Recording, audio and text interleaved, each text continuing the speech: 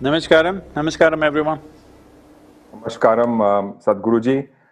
Good morning, good afternoon, good evening, and Namaskaram, everyone.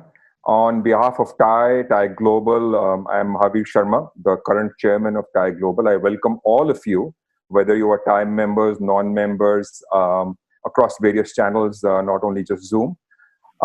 First and foremost, I'd like to thank our partners and supporters, Couchbank, for giving us this technical support, Vikas and his team at TiE UK North to bringing this to us, everyone at the Isha Foundation who's worked very hard in the last 5 or 6 days to bring up the right questions. Thank you, everyone. For most of you who don't know TiE or who are not or new to TiE, I'll just give you a 1-minute introduction to TiE. TiE is the world's largest nonprofit organization promoting entrepreneurship across the world. It was established in 1992 in Silicon Valley. Now we've spread out to 61 cities across the world, 14 countries, and each and every continent possible. Our main mission is to promote entrepreneurship. We catch them young. We start from a schools program, go into a colleges program, help young business people, and we mentor them, guide them, support them, and handhold them in every way. Recently, we've started to invest at the bottom of the pyramid at the early stage and idea stage startup ecosystem, where we're investing as angels across US and India. And we really look forward to nurturing entrepreneurship, promoting more and more people successful across the world. I thank Sadhguruji for giving us the time. I really look forward to these 60 minutes of knowledge, which is going to be focused on young entrepreneurs, senior entrepreneurs, businesses, and professionals. Over to you, Vikas, to start off the questions, please. Thank you. Namaskaram, everyone. Welcome. My name's Vikas Shah. I'm the president of TiE UK North. And today we're joined by thousands of entrepreneurs and leaders from all over the world, brought together by our mutual interest for our remarkable guest today, Sadhguru. I first met Sadhguru through Daniel Donachie, who's in the audience today. Danny asks to make sure that your football team allegiance is still where it should be, Sadhguruji. But today, we are not here to talk about sports. We're here at a time where the world is going through one of the most profound shared experiences that we've all had since the last great outbreak of conflict. So today, I'd like to start, Sadhguru, by asking, we've had a devastating effect on the world from this virus. It's changed the balance of power and the relationships in societies. But it's not a human invader, it is a virus. How should we as individuals, as society, and as countries think about this situation that is happening to us? Namaskaram. Well, when you said it's not a human invader, but a virus, you're making it like being infected by a virus, or this virus pandemic is worse than the World War II that you were referring to in some way. Well, we need to understand this. Most people don't know what is a war. Like, for example, in India, though we have seen 4 wars, and America, probably in the post-World War, I'm saying, America must have seen about 4 to 5 wars. But for India, the wars are fought on the border. Our soldiers have fought on the border, sacrificed their lives. But for the Americans, the wars are fought somewhere else. But just yesterday, we are commemorating the end of World War II. You ask the Londoners what war meant at that time, because every home was destroyed and around you there's a whole lot of destruction. That is not a joke. So virus is not as big as a war. Though we have to handle it in a war footing, it is not as big. Let's not magnify it that big, because being shot at, being bombed out is a different experience than right now this virus. It is not even being carried by some mice or mosquito or something else that we cannot control. We are the carriers. All we have to do is, if we behave responsibly and consciously, we can stop the virus in its tracks right now, because without us it can't go anywhere. When we are the transportation system for the virus, isn't it in our hands to stop? But that's not how a war happens. When a war happens, it's a totally different affair. So having said that, But at the same time, this is so universal, that is, this is literally covering the whole planet or the entire human population, so it is big, it is not small. Well, many things we have been doing. Well, all of you are entrepreneurs, what I say you may not like a little bit, but I want you to sit back and think, because right now, economy has sort of come to a near standstill situation. When a machine has stopped, it's a good time to maintain and fix that machine, because a running machine is very difficult to fix. Nobody will have the focus to fix a machine, especially if it's running well, then nothing can happen. I must tell you this, in 2008 when I was at the World Economic Forum, well, there was a bit of a, meltdown, and everybody was carrying a long face. These 1,000 and odd people, most of them billionaires, there were a few billions less, and they were carrying such long faces. So they asked me to handle a session called recession and depression. I said, recession is bad enough, you don't have to get depressed on top of it. And above all, right now the way we have built the economic engine on this planet, that it is going at a certain speed, if the economy goes down a little bit, you will be depressed. But if economy goes full steam, we will be damned on this planet. So this is a choice, whether we want to be damned in the next 30 to 50 years' time or we want to be a little depressed. We don't have to be depressed. This is not death, okay? This stoppage of economy does not mean death of human life, nor does it mean economic collapse. It's a slowdown, for sure. It is going to hurt every one of us. As individuals, it's going to hurt us. As entrepreneurs, small enterprises, large enterprises, very mega businesses, nations, every one of us have pain to go through. One important thing is, during this period, all of us should take the responsibility of staying alive. This is the most important thing. Because we are doing business, we are doing enterprise, only because we value life. Because we thought our enterprises, our businesses will add value to our life, that's the only reason why we are doing this. So human enterprise is fine, but right now a situation has come which has slowed us down a little bit. Not a little bit, quite a bit. Certain industries may have to just close down because they won't be able to recover from this kind of a dip. And human behavior, if the virus stays on, effectively killing people for 12 months, human behavior will change quite significantly and many businesses may become redundant. People are fearing God may become redundant, they are scared. If temples, mosques, churches don't open, God may disappear. So they are fighting for that also. So I'm saying the insecurity is not just among you, even the God is feeling insecure that if nobody comes to pray for 12 months, what do? After that, they may not come at all. They may do fine without it. So but with this as well, one of the most profound changes to society right now has been the disconnection of humanity. We've been separated from each other as businesses, as families, as groups, and fear has set in. How do you suggest that, first of all, how do you suggest we can cope with disconnection? And secondly, how can we cope with the fear when we do come to return? About disconnection, see, people, when economy was running well, businesses were running well, families were complaining that we are disconnected, there's no time for each other. Now, 6 weeks is not going to disconnect you from the world. It's a good time to connect with families, friends and everything. Anyway, we are connected, so connected with, social media and so many other ways. Anytime you can pick up a phone or send a message, we are connected. Even people who are working in the same offices were sending emails to each other, they were not talking to each other, so nothing has changed for them in many ways. So let's not exaggerate that disconnection. But is there a concern, a serious concern, not a joke? This is not going to be a joke. I am not saying this is not of any great consequence, it is.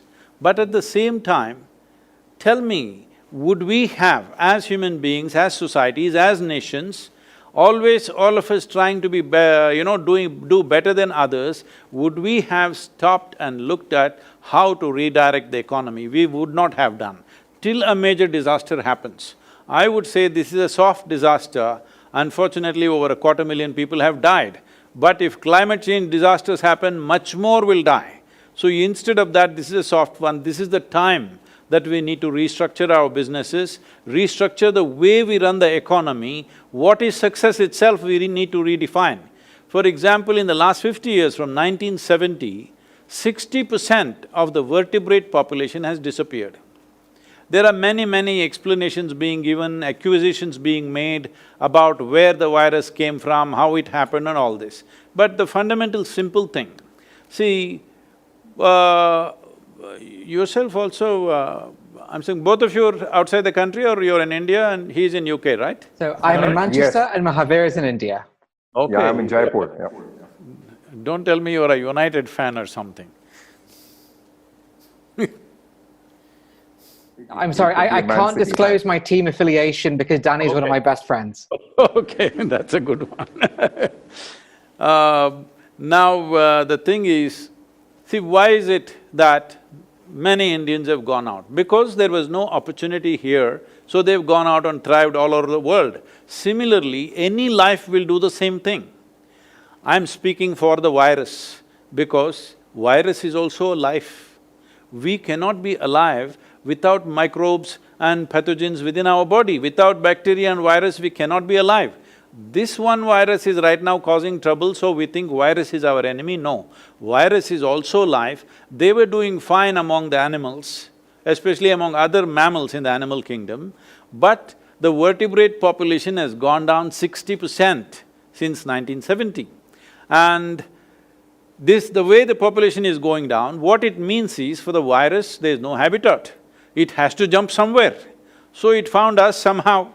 Whether it jumped in a marketplace or a laboratory, whatever, this is a debate, we do not know what the answers are for this. But it has jumped one way or the other, and this is not the first time it's jumped. Many times these things have happened. When the Spanish flu happened, over 50 million people died. In India, 12 to 17 million people died. That's not a small number. When the world's population was just 2 billion people, 50 million people died. So right now, 250,000 people have died, and especially in a time like this where our ability to travel is quite limitless, every day people are flying all over the world. In spite of that, it is pretty good because our awareness, our medical systems, everything is way better. So we can make this disaster, we can make this virus situation into a minor aberration in our life rather than making it into a major calamity, if only we conduct this properly. About fear. Fear means, you must understand this, about what may happen tomorrow. So essentially what is happening is, right now there is a challenging time in front of us, true, really challenging times like never before for our generation of people. This is the most challenging times we are facing. When there is a challenge in front of you, you must be at your best. This is the most important thing. When there is a challenge in front of you, your competence becomes the most important thing that you need to do. Tell me, when you're in fear, are you very competent? No. The basic faculties will be lost. You will become debilitated with fear. So, what is the logic behind this? The thing is just this, whenever there is a challenge in front of you, your own intelligence turns against you. Right now, let's not decide what to do tomorrow because we still do not know how the virus will play out. We do not know.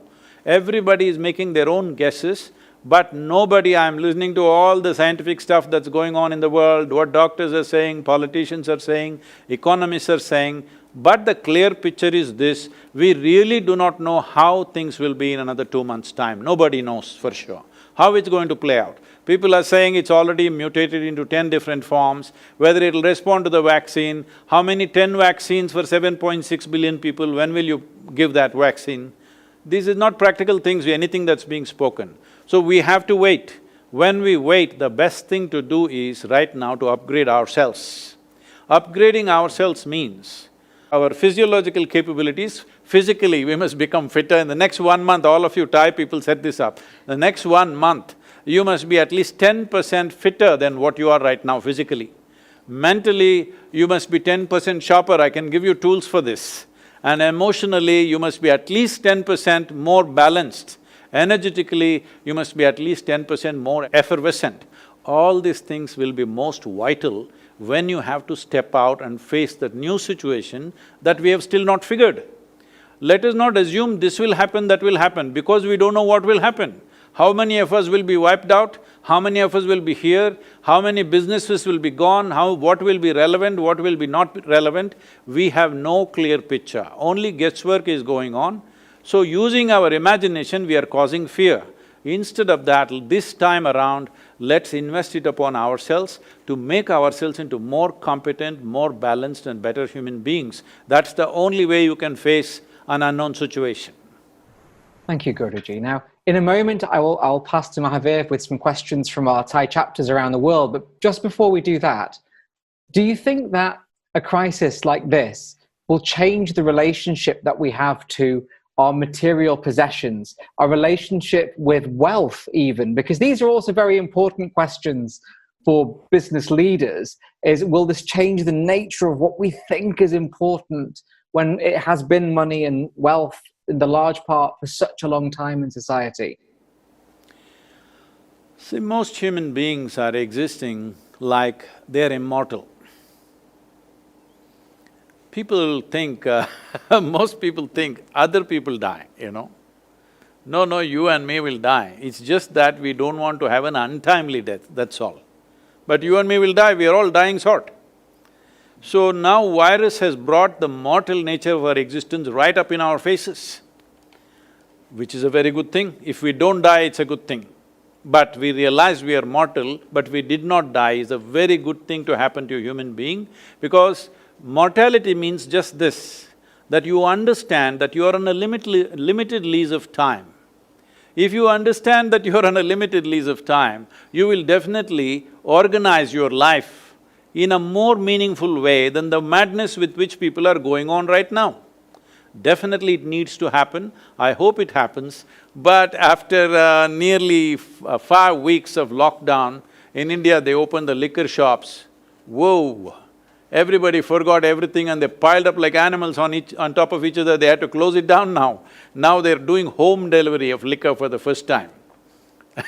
Get drunk and be home, don't come out and do a mess. So nothing changed for these people at least. But if definitely the virus situation and this fear and this social distancing lasts for more than 9 to 12 months, definitely the way we relate to what we possess will definitely change, and that is a welcome change. Thank you, Guruji. And now I'd like to pass to Mahavir Sharma in Jaipur with some questions from our TiE Global chapters. Thank you, Vikas, and thank you, Sadhguruji. So the first question is from 2 chapters across different parts of the world, Singapore and Silicon Valley. I'm changing the topic from coronavirus and the current crisis to general entrepreneurship and business, and I think we need to move on, as you rightly said in your replies. So, as I told you, we have startups, young startups who are struggling, cash flow issues, who are, becoming tougher and tougher. Established business people also struggling and not knowing what the future is. So my question is that all of us have to become stronger, as you said, mentally and emotionally, and also spiritually, in my opinion. The inner engineering that we all need to work or rework as entrepreneurs, as startups, as professionals. What should one do to restructure oneself from within? See, it's going to be a challenging terrain, no question. Whatever the nature of your business, certain businesses will do very well post-virus for their own reasons, but even those businesses will have to be agile and handle the new terrain that will come in front of them.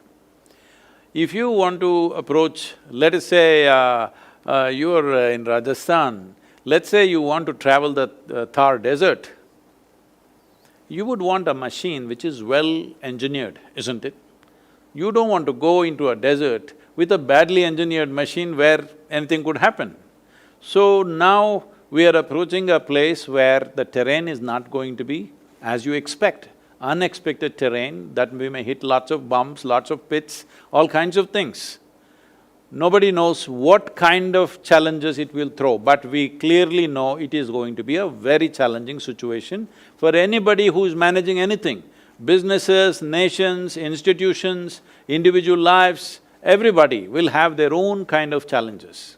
So when this happens, the most important thing is that you're well engineered. What does engineering mean? See, we say something is well engineered because it functions the way we want it, isn't it? If a machine functions the way we want it, if the building functions the way we want it, we say this is a well-engineered structure. So similarly, in your life, your body, your mind, your emotion, your energy should work for you. Just now he was mentioning about fear. Fear, anxiety, anger, resentment, hatred, whatever, anything that is unpleasant within you, for this, people may go on giving many reasons. Today, there are over 72,000 exotic names for psychological disorders of various kinds. You can give as many names as you want, but essentially what has happened is, your intelligence is turned against you for some reason, whatever the reason. Fundamentally, your intelligence is turned against you. There are only two kinds of sufferings in human life, physical suffering and mental suffering. If the virus gets us, then there is physical suffering, that's a different matter, we need to deal with it completely differently. The rest is all mental suffering. 95% of human suffering is mental suffering. What mental suffering means is, when it comes to suffering, you are on self-help. You don't need any outside help. Right now, sitting at home, you will think about something that may happen 10 days ago and already suffer something which does not exist. What is it that human beings are suffering? What happened 10 years ago, they still suffer. What happened 10 years ago does not exist. So what you are suffering is, you are suffering your memory. Or what may happen day after tomorrow, they already suffer. This means you're suffering your imagination. So if you're suffering your memory and imagination, one thing we need to understand is that as human beings, we have a very vivid sense of memory. That's why our lives are so rich. No other creature on this planet has the kind of memory and detailed memory as we have. And no other creature has a fantastic sense of imagination that human beings have. Now you're suffering your memory, you're suffering your imagination means you're suffering your evolution of becoming a human being. So most people would like to have half the brain that they have right now so that they can be peaceful. So when it doesn't work, that's why they soak it in alcohol so that half is preserved for some other time, and they feel little peaceful for some time. Well, when it goes completely out of control, the doctors even going to the extreme stage of doing what is called as lobotomy, that a part of the brain is removed. If a part of your brain is removed, no fear, no anxiety, nothing peaceful, but no possibilities either. So I'm saying, what is a possibility, you are making it into a huge problem, simply because you're not well engineered. What does being well engineered mean when it comes to a human being? You heard of… you're in UK, so you definitely heard of Charles Darwin, right? Nobody did not hear about him. He didn't come from Manchester, I think. No, he wasn't perfect, so… I get you.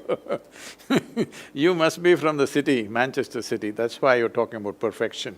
Yes, sir. So, Charles Darwin went about… I'm making it simplistic, but he was saying something like this: a goat could have become a giraffe over a million-year period. A pig could have become an elephant over many more million years. But a monkey became human rather too quickly. So quickly that anthropologists are continuously looking for a missing link which they have not found yet.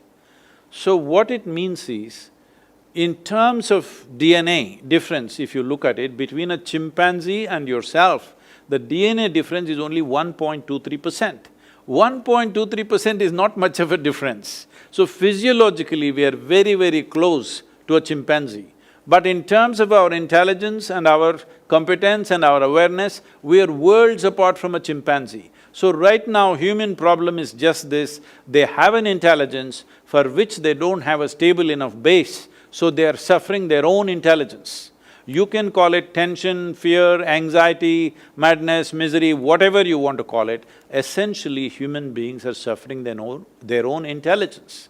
Intelligence is a solution. Intelligence is not a problem. Unfortunately, most people are experiencing this as a problem. This is why inner engineering becomes very, very significant. If you're an entrepreneur, you must understand you're into a venture. You're in a venture means it is just one step short of an adventure, okay? You're seeking challenges. If you did not want challenges, Rajasthan government would have been a fine place, to work.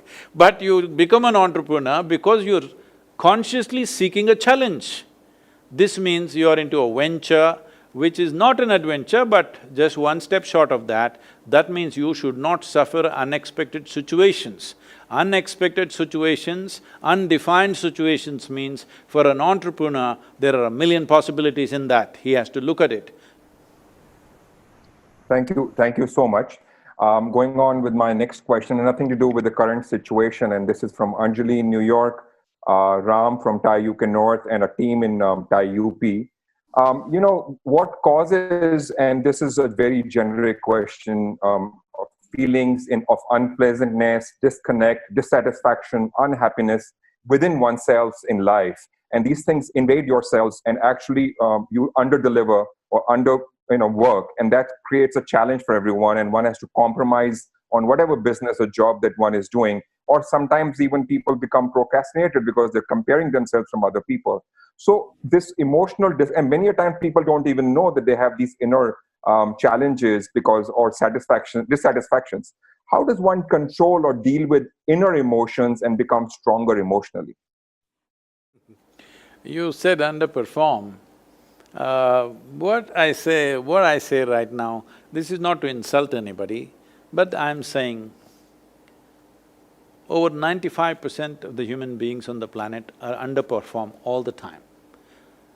They may be comparing themselves to somebody else and doing little better than them and they think they're okay. It is not a way to look at life. The important thing is, am I at my fullest possibility? Whether I am better than somebody or worse than somebody, this is not the issue. Unfortunately, that's become the issue, but that's not how it should be. Whether I am able to find full expression to all that I have in me. If you go by that context, over 95% of the population is seriously underperforming. If anybody comes to me here, those people who came here thinking, spirituality means they can close their eyes and do, whatever that kind of stuff, I'm all making them do 5 people's work. Each one must do 5 people's work, otherwise I'm not satisfied. And 7 days of the week, 365 days, we are on and on. Why I'm saying this is because this is most important in a human perspective, that everything that you have should find expression. If it doesn't find expression, it'll become knots within you which will bother you, you won't even know why. Simply for no reason, simply you feel, unfulfilled, kind of like there is a bad weather within you, no matter what is happening. So you can call it by many names, as I already said, there are many ways of looking at it. One simple way of looking at it is, see, human experience has a chemical basis to it. What you call as joy is one kind of chemistry, what you call as misery, another kind of chemistry, peace is another kind of chemistry, love is another kind of chemistry, agony is one kind of chemistry, ecstasy is another kind of chemistry. So right now, we can look at it in this simple way. If you create the right kind of chemistry within yourself, you will be blissful every moment of your life. Being blissful means your body, your mind, your emotion and your energies are pleasant. Because pleasantness is very vital for a human being, and that's all you're looking for. See, you want your body to be pleasant. If your body is pleasant, we say, this is health. If it becomes very pleasant, we say, this is pleasure. If your mind becomes pleasant, we say, this is peace. If it becomes very pleasant, we say, this is joy. If your emotions become pleasant, we say, this is love. If it becomes very pleasant, we call this compassion. If your very life energies become pleasant, we call this blissfulness. If it becomes very pleasant, we call it ecstasy. If your surroundings become pleasant, we call this success. Well, all of you are entrepreneurs, that has been your focus, to make your surroundings pleasant for yourself. But when you want to make your surroundings pleasant, there are many ingredients in the surroundings. You will have to have some mastery over many people, many situations, various aspects in the world. Then only surroundings will become pleasant. For this, it is a question of competence. But to make your body pleasant, to emotions pleasant, mind pleasant and energies pleasant, it's 100% your business. To make your body, mind, emotion and energy pleasant, it is absolutely your business. Surroundings are a different matter. That is a question of competence. Not everybody is equally competent when it comes to the outside. But if you're willing, everybody is equally competent when it comes to the inside. It is just that nothing has been invested in the direction. In the sense, your entire schooling system that is there in the world today, tell me, is there any even a moment's focus as to how you should be? It's all about how is the bacteria, how is the cockroach, how is the frog. We even opened up these things and looked inside how they are working, but there is not a moment of turning inward and looking at what makes a human being, what makes a human being tick, what makes him go down, what makes him go up. Is there any science like that in the school? So entire schooling system has been like this. From there, everything has built up, our businesses, our institutions, our nations and societies have built up on the same format on which our education systems have been built. So based on this, we have not invested anything, so there are no results. Well, the question is coming from New York. Unfortunately, New York State is going through a really bad bout of this thing, it's terrible out there. But let's say United States, if you take United States as an example, 150 years ago, 93% of the US population was illiterate. Today it's 100% literate, I believe. How does this happen? Somebody invested in the infrastructure of schoolrooms, teachers, human infrastructure, physical infrastructure. Because of the infrastructure, today everybody is literate.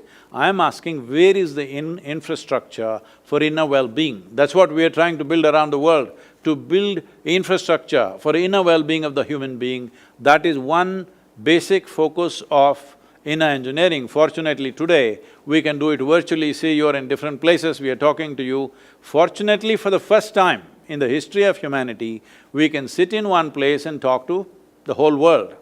Why I am saying this is, if you look back on the history of this world, many great beings have come who had solutions for the world. Well, Krishna came, he could talk only to one person. A Buddha came, he spoke to a few hundred people. Jesus came, just 12 people and one of them freaked on him. Like this has been the history of this humanity. This is the first time that we can talk to the entire world sitting in one place. When there is an opportunity like this, if we do not transform human consciousness, that means we are simply not interested. So this virus has given us a break from whatever we have been doing. I think this is a great time. You're all entrepreneurs, you must also look at this, how to raise human consciousness.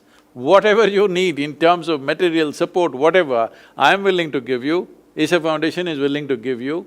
You build an enterprise of transforming humanity, because that is the biggest business in many ways, and that is the most vitally needed business on the planet. Sure. Thank you. And that leads to my next question. And, of course, conscious is very, very important in philanthropy and charity, and working for the society is always great. And TiE, has been promoting this philanthropy for all successful people, and we do a lot. This question has come from TiE Coimbatore and TiE Rajasthan.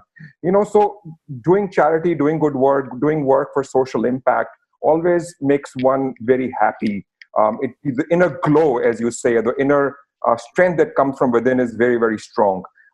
Can you enlighten what happens, what chemistry happens in one's self when someone does good work for other people? And also, if you'd like to talk about your charities that you are working and how we can collaborate, as you just mentioned. So wherever an individual human being puts another human being or some other human being's well-being above our own, suddenly that situation becomes a very powerful situation. We have the fortune of constantly living among such people. It is the greatest fortune I have, that always I am among people who are not concerned about themselves, they're concerned about what they can do for what is around them. So that is a fantastic situation. It is good, those of you who are doing businesses, who are engaged in variety of things, families to raise and all this stuff, in that you take time to do this, it's a great thing. And you must know this joy. You must know the joy of operating beyond your limitations, because the only thing that a human being is looking for is expansion. Please look at this. Wherever you are, whatever you are right now, you want to be something more. If that something more happens right now, you want to be something more. If that happens right now, you want to be something more. If you look at this, you want constant expansion. So how much expansion would settle you for good? If you look at this, even if I make you the king or queen of this planet, you will not settle. You will want the solar system. If I give you one solar system, you will want the universe. If I give you one universe, you'll want the galaxies. It doesn't matter if I give you 1 billion galaxies, you will want something more. This is the nature of a human being, because this one doesn't like boundaries, it wants to expand. If we have this longing in a very basic physical way, that we want to be more than who we are, if it finds a very basic physical expression, this is called sexuality. You're trying to be something more than who you are. If it finds an emotional expression, we will say this is love. You're trying to include somebody as a part of yourself. If it finds a mental expression, people will say, this is ambition, this is conquest, or maybe simply shopping. No, maybe I shouldn't have uttered that word, people must be missing that activity so much and they may suffer because online shopping is open, I think.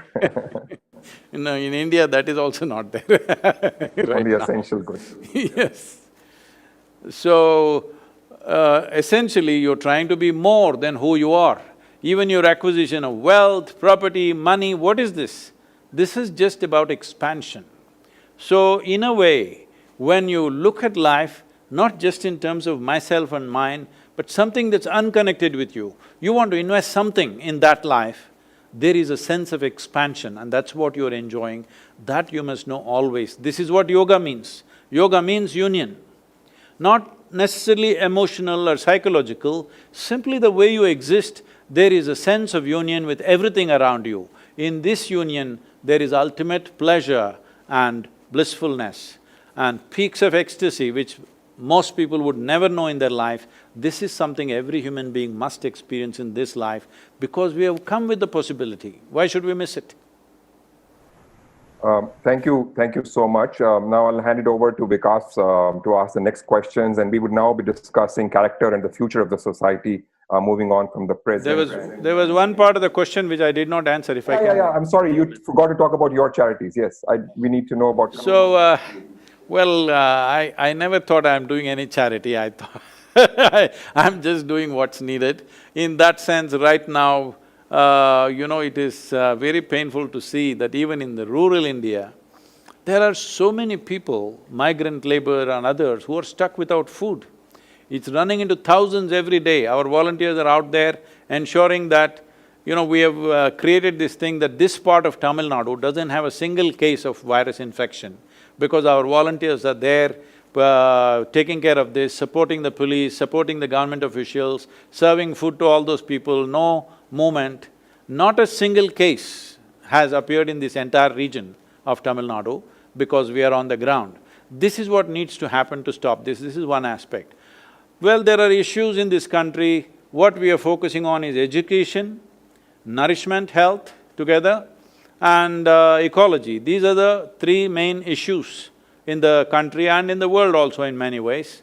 So in terms of ecology, we are largely focusing on changing the policy. Right now, we're in the process of unrolling a movement called Conscious Planet. It's been pushed by 6 months because of this virus, but we will be rolling it out later on. We want all of you to be a part of this. The idea behind this is just this.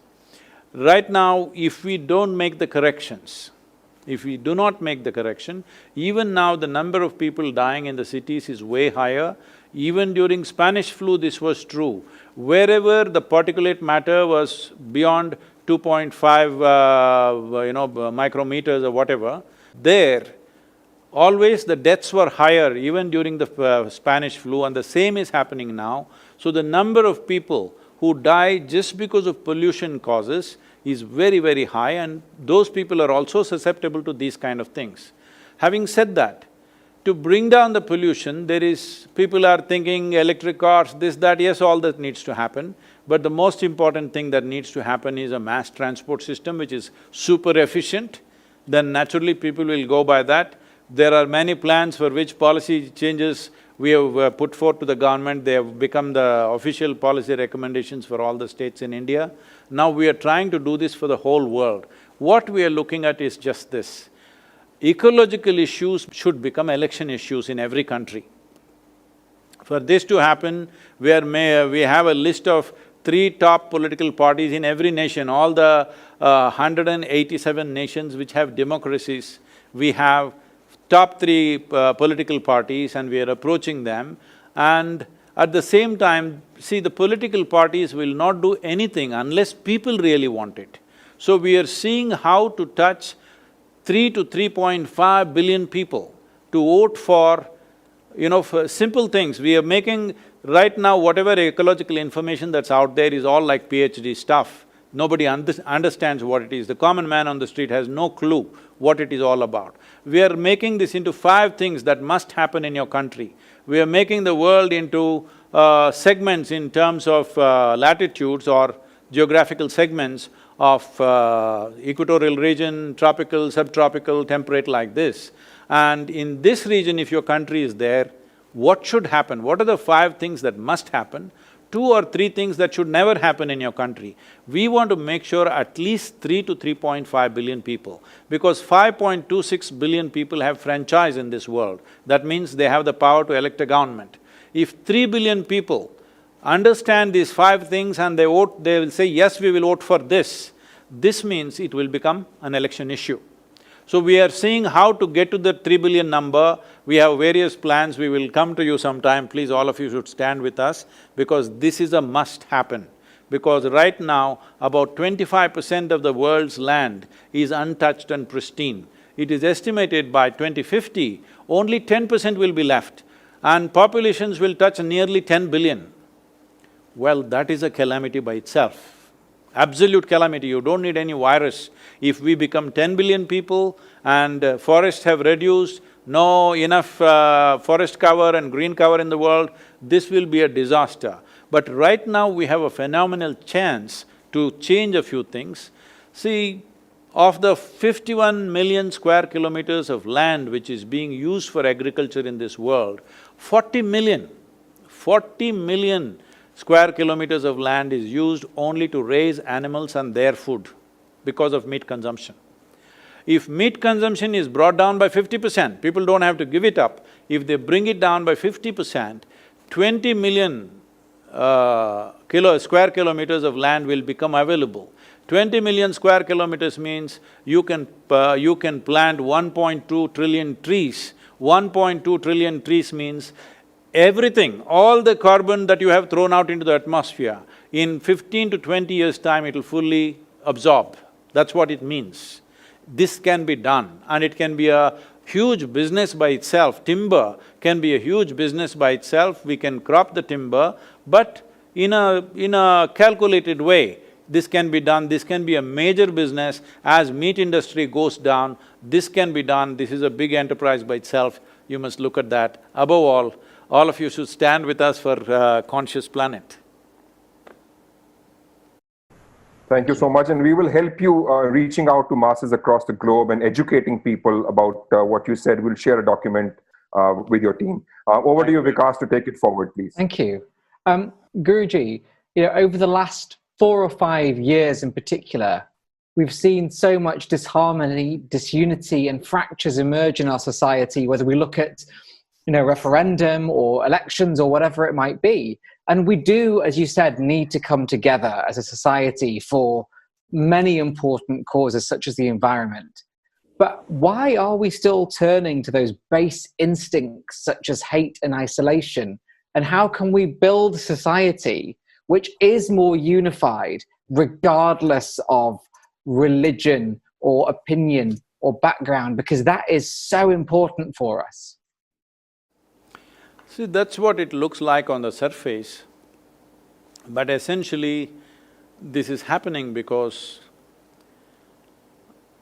economics has become the most significant aspect of human life right now.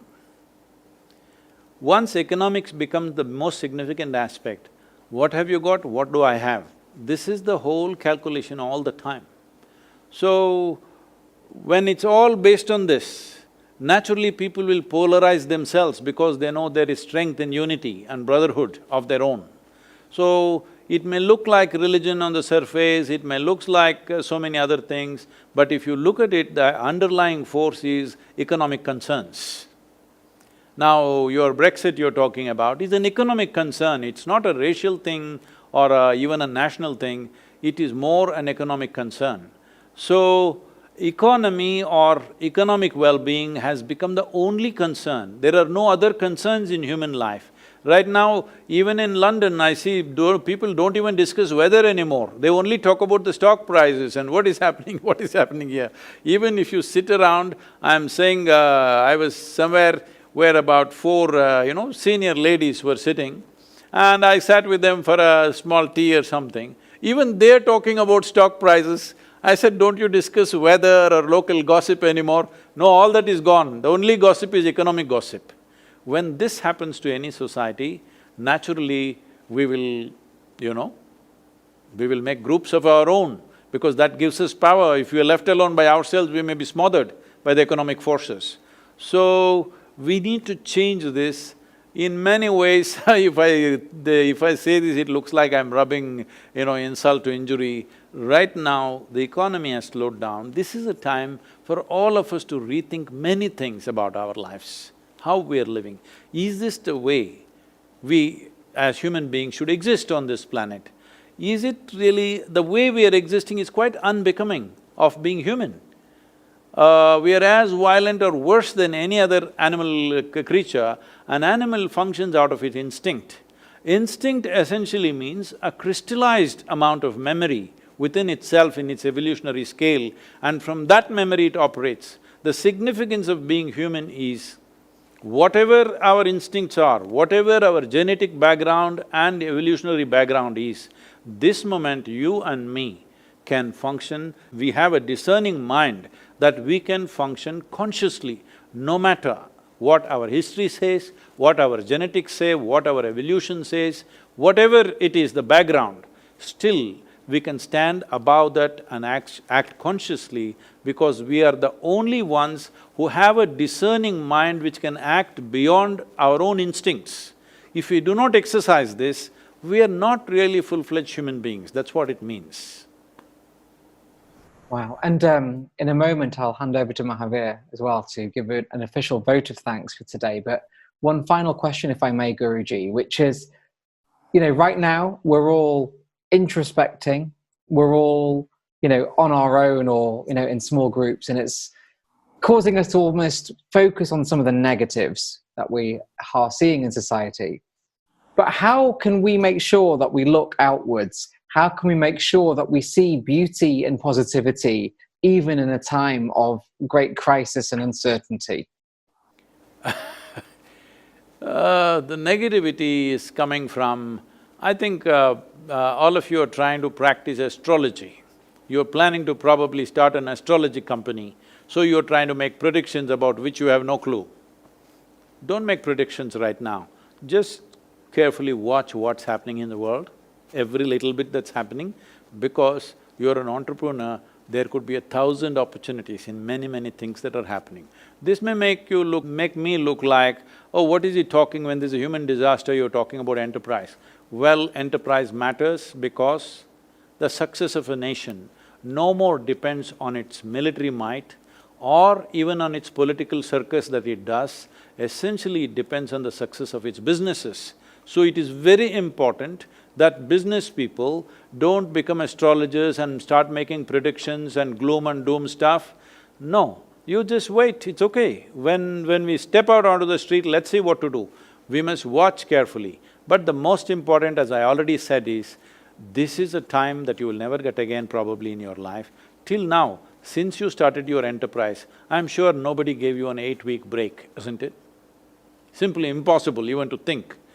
Yes. Even I'm I'm here at the yoga center continuously for 2 months, which I have not done in 40 years. So I'm thoroughly enjoying my stay here and doing the best we can do. We have to completely reinvent ourselves to function in the new world because our programs are always 10,000, 15,000, 25,000 people. That's not going to happen in the next 12 to 24 months probably. Wow. No, thank you Yes. so much. And So, if I may, Guruji, I'll at that point I'll hand back to our global chair, Mahavir Sharma. But thank you so much for joining us today. you must do in engineering. Thank I've you. already registered. Thank you, Vikas. Guruji, there is all of us in our lives, 40, 50 years, have done something or the other wrong or taken steps that have turned out to be wrong. There's always a sense of guilt at times of what we had done in the past. Someone from TiE, Florida is just asking the fact that he moved to the US 2 decades ago. Suddenly he feels that he was selfish and he moved out of India. He cannot prove his loyalty, love for India. And most NRIs or non-resident Indians or non-resident countries, people always feel that towards their country and they get, they can't prove themselves or they can't prove it to the world that their love for both the countries is equal and is parity. How does one get rid of this guilt, specifically this or generally this? See, right now right now, one thing that we have in India plenty is human beings, all right? We are nearly 1.35 billion people. For these 1.35 billion people, we don't have the economy, the size of economy that would properly serve these human beings. Right now we are striving to build that. Economy we will build, we are confident about that. But we don't have enough land for 1.4 billion people to live well. We don't have enough water for 1.4 billion to live well. We don't even have a piece of sky for 1.4 billion people to live well. So, our thing is to produce very competent, focused, inspired and balanced human beings and export them to the rest of the world. If 500 million people if we export, the whole world is ours, what is the problem? Geographical boundaries should not be so restrictive, all right? Nation is just an idea. Nation is just an idea in our mind. We have love for things that we have gone through in our childhood and where we have seen and grown up. That is perfectly fine and that's wonderful because a human being is as complex and as capable and as sophisticated simply because, as I said, vivid sense of memory we have. We must celebrate that memory, we must remember that memory. Well, those people who are feeling that way, many of them have come from small villages and now they're doing very well in United States or wherever else. Well, they can take up one village and take care of it. You tell me if you want to take care of any village in southern India, we will take care of it for you if you contribute. We will see all the children in that place are educated and many more people like you are produced and I am not talking about brain drain, this drain. We have enough brains and enough bodies, we can send them around the world. This is another way of conquering the world out of our love and inclusion, not by conquest. So, they don't have to feel guilty, they just have to do well. And if they have the needed resource, they can take up something in India which will make a difference. Don't take up something else, some fanciful romantic stuff. The only thing that you need to take up is children, education and ecology, this is it. Because we have people and people, if we produce very focused, inspired and competent population, we will be a great miracle. If we fail to do that, this 1.4 billion people will be a great disaster. So we intend to make this into a great miracle because that can only happen by investing in people. But now we are a little concerned with this virus because last 20 years, we have pulled out 240 million people out of the poverty, below poverty line. But now, if this lasts for 12 months or more, that 200 million plus people may go straight back below the poverty line once again.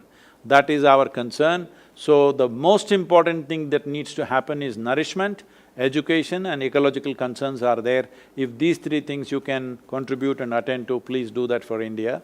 But you don't have to feel guilty about your well-being. No, not at all. Thank you. One last question. I think I can squeeze in 4 or 5 minutes to go and pull you into the debate of life versus livelihood.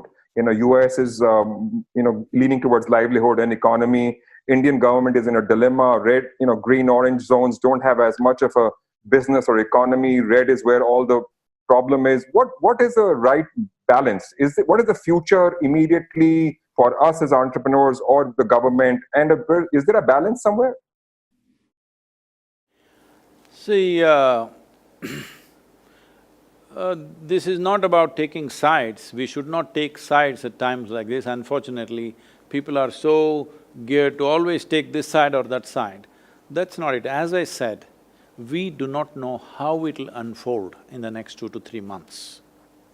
When the Spanish flu happened, in the first wave, immediately after World War I, when the first wave happened, started in the month of January, it killed about 6 million or 7 million people.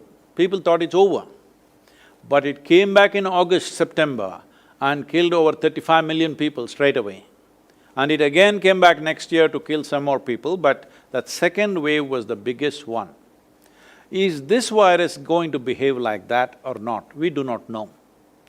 We can only go by what's happened till now. In the past, it's happened in the just a little over a century, exactly the same thing has happened.